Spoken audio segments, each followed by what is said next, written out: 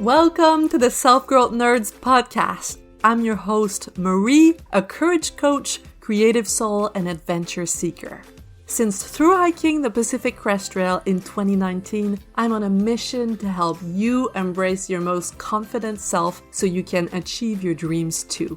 If you're eager for deep conversations, big questions, and meaningful connections, join me on the quest to discovering how we can create a more magical and memorable life.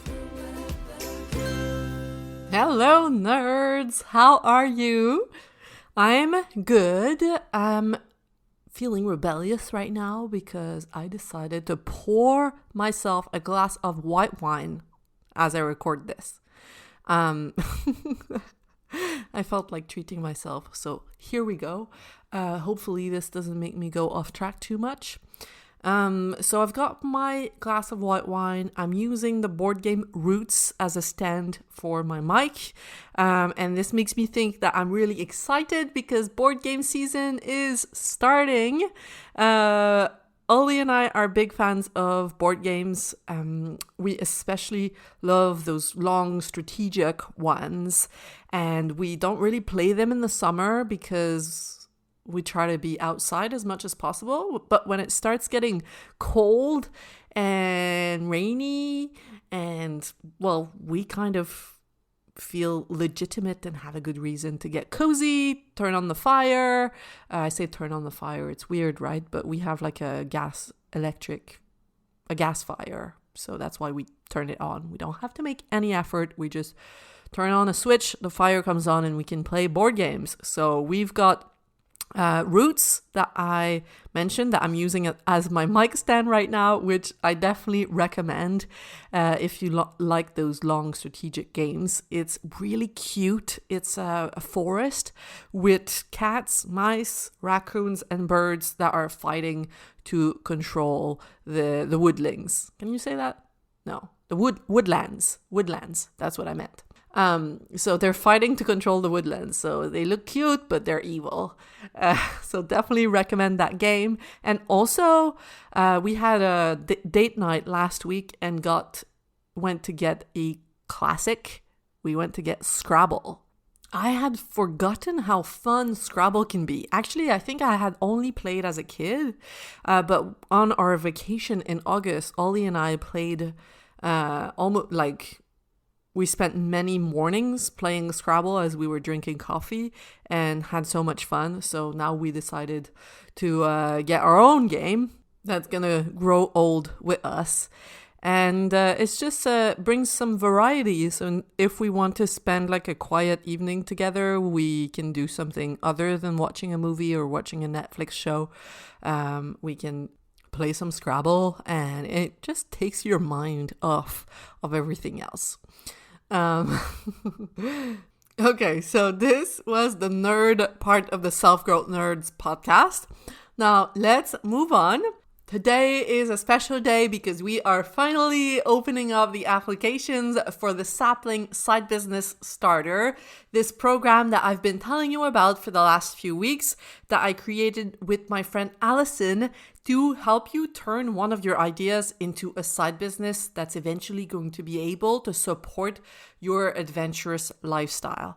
Allison and I have partnered up because we have a very similar mission. We care about helping you become the most confident version of yourself so that you can create the life that you want and not get stuck on a path that doesn't light you up anymore, that you feel that you should keep going because that's what's expected of you. We don't want that. We want you to be the number one leader of your life. And we've both found that business is a way to take your power back because I'm going to give you an example actually.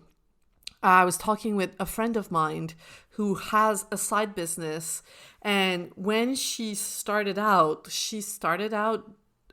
selling a PDF to a very specific group of people that would benefit from her knowledge. That PDF was $8. She started selling lots of them because the content was super valuable. People needed that information. And from there, it grew. And now she has her full-time job, and that side business gives her $60,000 in revenue on the side. She started small, using what she knew already, what passionated her. She had 2 children, so, not a huge amount of time. She figured it out, and now those extra resources bring more flexibility to her life. She was, for example, able to buy a house that aligns with her family's needs and to start a graduate program to progress in her career.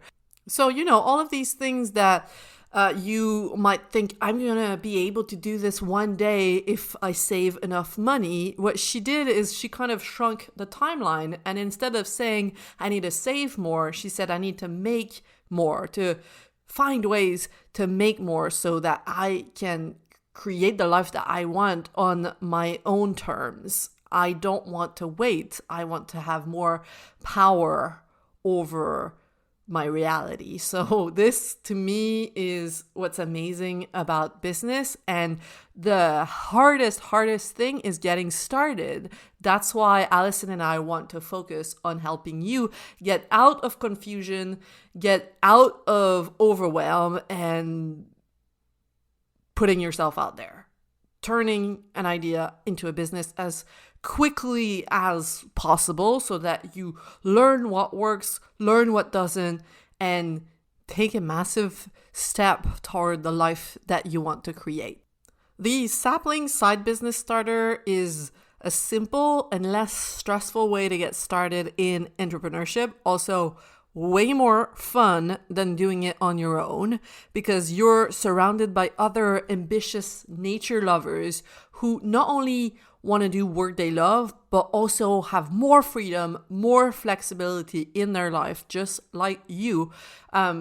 You'll be able to use our structure and the momentum of the group to go faster in the process. And it's going to be a 4-month experience with Allison and I, who have been in your shoes because we've started our businesses on the side as well. Allison was an engineer, I was a graphic designer, and we eventually took our businesses full time. And it's not just about business. Business is just the excuse. At the end of the day, after those 4 months together, yes, you're going to have a side business that's integrated into your daily life. But most importantly, in my opinion, are these 3 bonus benefits. Okay, number 1, you'll have reclaimed your voice. You'll have your own thing that you are proud of, that you can show up at family gatherings or with friends and talk about with excitement. You'll have your own back, no matter what people think. If they don't get it, or if they ask you like, what's the point? You'll be like, oh, dudes, don't worry about it. I know what I'm doing. And you'll have like a buzz in you. I remember when I first started, I used to go to family gatherings and feel kind of like, when people asked me like, what have you been up to? I felt like I was saying the same thing all the time. There was nothing going on. I was just, doing my job. And there was a lack of meaningfulness. Whereas starting this journey in entrepreneurship brought back this meaning in my life. I was pursuing something that I cared deeply about. So that's number 1. Number 2 is you're going to have simplified your life. You'll feel on fire for your goal and the life that you are creating around this goal. This clarity is going to help you channel your energy so that you know exactly when you have some free time what to work on next. That's richer than watching another Netflix show. This is similar to when I decided to through hike the Pacific Crest Trail. When I had some free time, I was like, oh, okay, what can I do for this goal that I'm in love with? The PCT. Oh, I need to get my legs in the best shape. So let's go X, Y, and Z. Instead of feeling like, oh, well, I could do this, I could do that. When you have a clear goal, it makes your decisions so much easier to make. And lastly, number 3, you'll have a much higher level money mindset. You'll feel at ease charging for your products or your services because you'll know how impactful your gift can be to the world. Not only will you care about helping, but you'll also know how to make a decent living doing so. Because Allison and I are going to share so much tips and advice from our experience, but also we'll invite guest experts like my friend I told you about at the beginning that makes an extra 60K on the side. She will be with us at the virtual retreat kickoff to tell us about how she's done it and what's it like, what she needed in order to overcome her fears in the beginning. So if all of that is intriguing to you, check it out.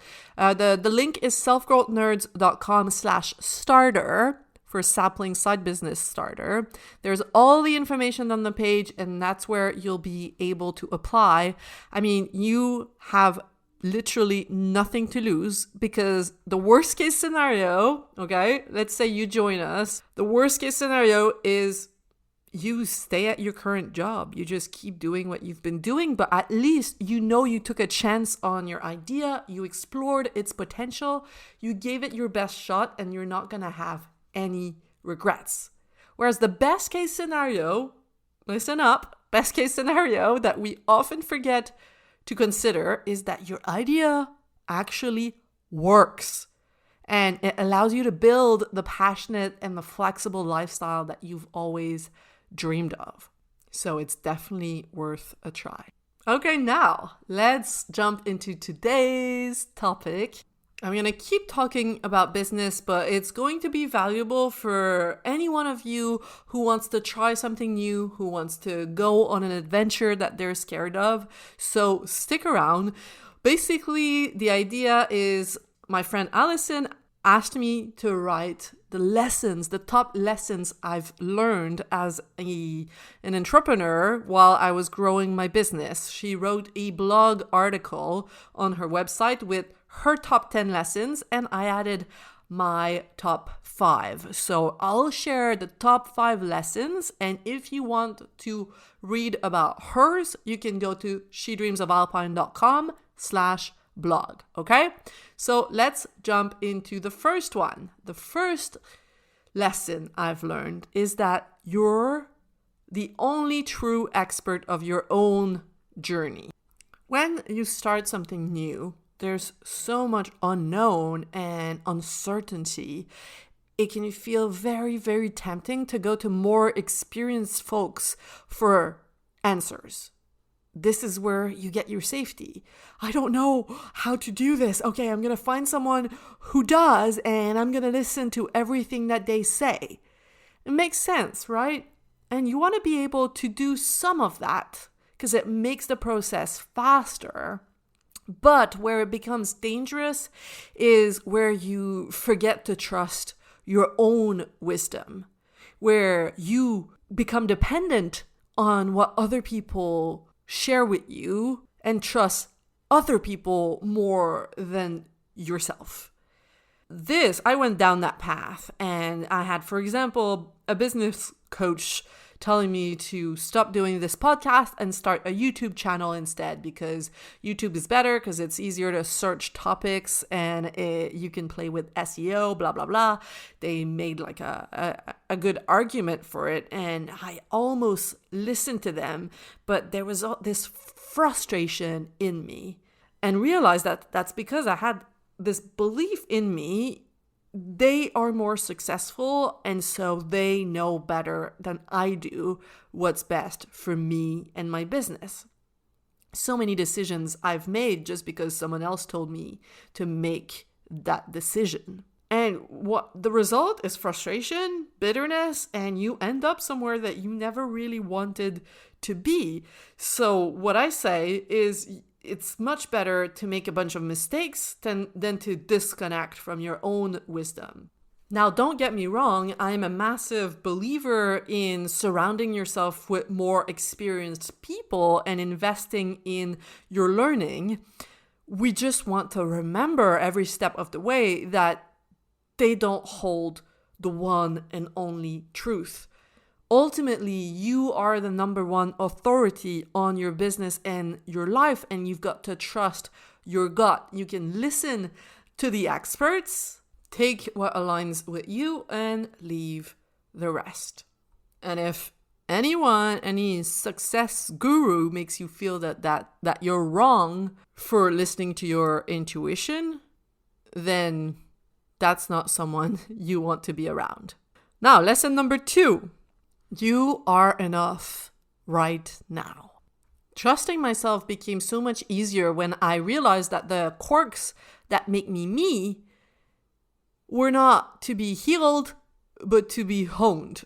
I have an example here for you. So when I was about 18, I did like a 24-hour challenge where we had to design a website in a team of 4, and I was leading the project, and the programmer told me at some point, "Oh my God, you have such a dominating aura." And I was told similar things in the past, like you are intimidating, or you should be softer. And so I tried to listen, and I tried to be kind and speak with more thoughtfulness, I guess, until I realized that was actually a strength. That being direct was something that some people loved and craved. My clients, they don't want me to just walk around the truth. They want me to go straight into the truth and tell them what they're not seeing so that they can, get out of their way and go after what they want. So in my job right now, it's a gift for me to be able to say, you know what? I love you, and I'm going to call you on your bullshit. There's a quote by the artist James Victory that I really love. He said, "The things that made you weird as a kid make you great today." So think about what made you weird or what you've been told are flaws, and hiding in there are your gifts that you can develop for the world to experience. For me, practicing this curiosity allowed me to stop comparing myself to other entrepreneurs and trust that I could build an impactful business in full alignment with the person that I am today, with all of my strengths, all of my quote unquote weaknesses and quirks. And I believe it's possible for you too, if you replace the self-judgment with curiosity. So let's move on to lesson number 3. Lesson number 3 sounds contradictory, but you'll understand where I'm going. Number 3 is, it's not actually about you. So one of the biggest obstacles I see sensitive hearts like me face when they start a business is rejection, or their fear of rejection. Business is all about making offers that people can either accept or decline or ignore, but ignoring is kind of like declining, okay? I used to make people's lack of interest mean that I was not good enough. Oh my God, I'm not good enough at this. They're not interested. It means something about me. Maybe I should have just kept drawing, kept being an illustrator, until I figured out that being turned down is just a way to learn about how to make your product or your service better, or your marketing better. Instead of worrying about why do people don't like what I do or what I've offered them, I started asking much more powerful and creative questions like, okay, let's see. How can I make this clearer? How can I make this a no-brainer for this specific group of people that I want to serve? What do they actually need? How can I reach them? How can I speak to them? And these questions make it about them, the people that I want to help, instead of about me, the creator. It's a beautiful dance and kind of like an exercise in empathy and connection, because you're trying to mix who you are, what you're good at, what you love to do, with helping others, helping make someone else's life easier, more magical. It's a puzzle. It's creative problem solving, but only if you manage to take the ego out of it. It's so easy to, make it mean something about you as a human being, but it has nothing to do with it.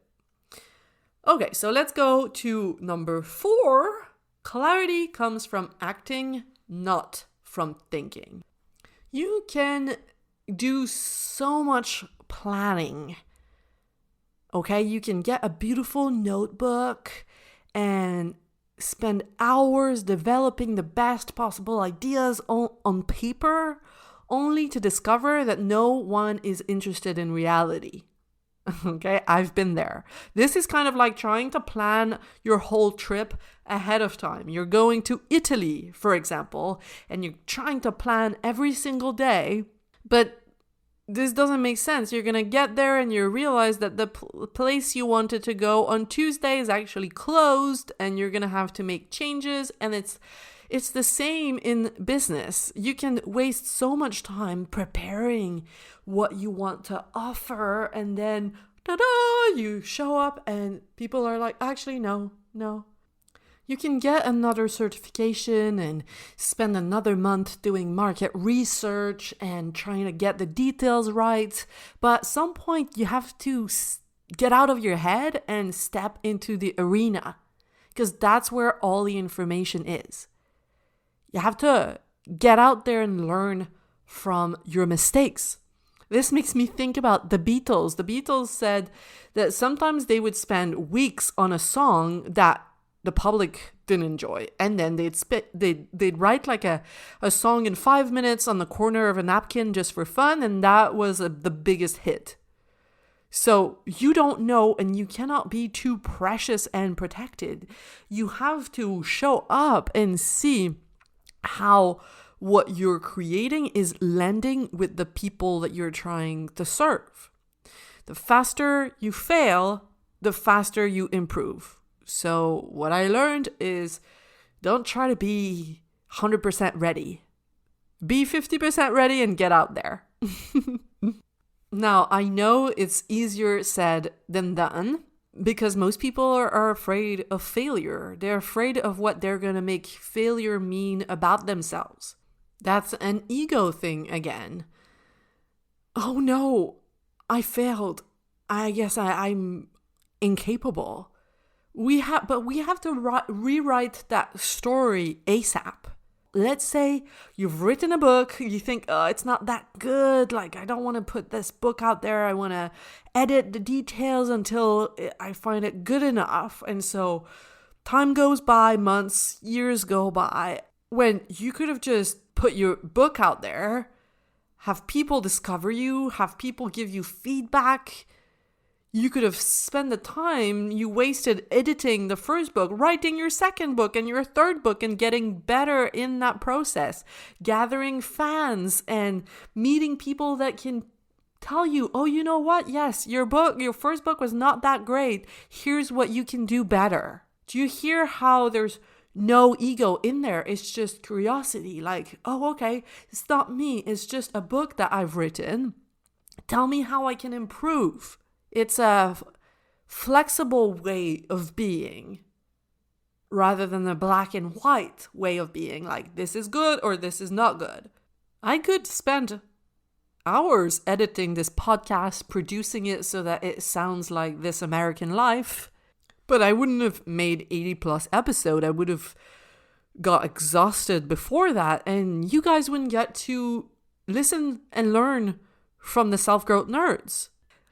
Finally, lesson number 5, passion without breaks equals burnout. This one is a lesson that I am still learning, to be honest. I've found that what all entrepreneurs have in common is a lot of passion. And that's all good and wonderful, except that there's one challenge for me. Everything tends to fade away when I'm passionate by what I do. Like, who needs to pee or eat lunch when I'm working on a life-changing project? I wanted to believe that I was just a creative soul on a mission and that my basic human needs could wait, but I crashed. And as boring as that sounds, our biology has to be taken into consideration if we're going to build sustainable businesses. I went to see my therapist the other day after a while, and I told her that I was feeling exhausted and feelings of depression were coming more often than usual. And she asked me, she said, how many hours do you spend in front of a screen per day? How often do you eat? Do you skip meals? Do you go to bed late? And she was asking all of these, basic questions and she made me realize, oh my God, we're little children who need a structure, who need to eat 3 times a day, who need to go to sleep at a reasonable time. Otherwise, just like children, it adds up and it's much more challenging to be calm and creative when we have drunk 2 cups of coffee on an empty stomach and haven't had a snack in 6 hours. These are obvious things, but for some of us, anyway, for me, it's easy to overlook when I'm fascinated by what I'm doing. So I am learning to prioritize rest, prioritize spending time with friends, reading cheesy romantic novels, stopping for lunchtime, going to bed at a reasonable hour. Even if my projects seem so much more exciting at the moment and I'd be happy to just get out of my bed when I have an idea and go sit at my computer to put it down at 11 in the evening. Because I've learned that too much excitement leads me into a wall and I'm here for the long run. So I gotta slow down. Okay. So let's ask ourselves together, how can we slow down this week? That's it for today. So if I summarize the lessons, number 1 was you're the only true expert of your own journey. Don't let anyone tell you otherwise. Number 2, you are enough as you are right now to start a kick-ass business. Number 3, it's not actually about you. It's about the person you're trying to help. Number 4, clarity comes from acting, not from thinking. Leave your journals behind and get out there.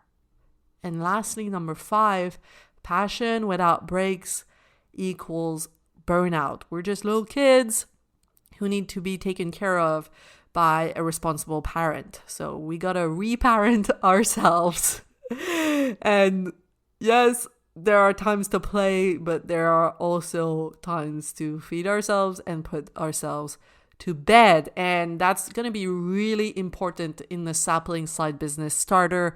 We want you to start a side business that integrates in your schedule without you having to hustle and get overwhelmed, okay? The first thing that we're going to teach you is how to make space for this new project in your life by getting clear on your priorities and letting go of what's no longer aligned for you.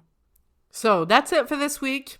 If you want to learn more about the Sapling Side Business Starter and apply, the link is selfgrowthnerds.com/starter. And I wish you all a beautiful week. Bye-bye. You just listened to the Self-Growth Nerds podcast. Make sure to subscribe and to find me on Instagram at Self-Growth Nerds. If you want individual help developing the confidence to create a more meaningful and exciting life, visit selfgrowthnerds.com today to learn how. Finally, I want to thank my friend Etienne Galano for editing this, and I want to thank you, kind-hearted souls, for growing into your truest, most courageous selves every day and making this world a better, more beautiful place. My name is Marie, and I will talk to you next week.